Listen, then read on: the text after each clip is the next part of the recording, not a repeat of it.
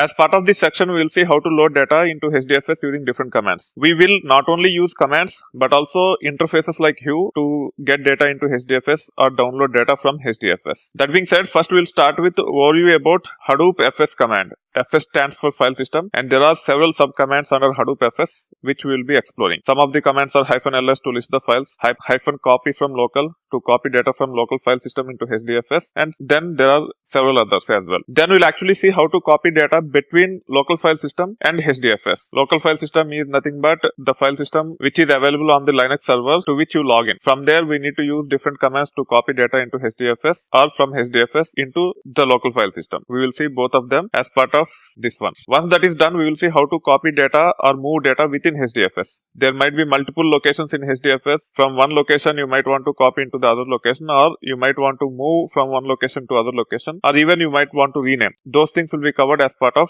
copying data within HDFS. Once that is done, it is very important to actually preview the data in HDFS. There are certain limitations around it. You will be able to preview only text data, and the main commands which you will be seeing at the time is nothing but cat, tail, etc. Once we understand how to copy data into HDFS and also how to preview that, we will briefly talk about ownership and permissions in HDFS, just to make sure that you have some idea as a developer. And then finally, we will actually see how we can manage files using Hue. We'll be able to copy files into HDFS using Hue. You will be able to download. You can actually change the properties, permissions if you are permitted to, and all those things we will see how we can leverage Hue. Internally, it will use one or more of these commands, and Hue is primarily for business analysts who don't know how to interact with HDFS from the command prompt. A lot of business analysts are not very comfortable with Linux. If they have to log in and if they have to issue commands to copy data into HDFS, it is a bit tough, and hence they have provided an interface called Hue which make their life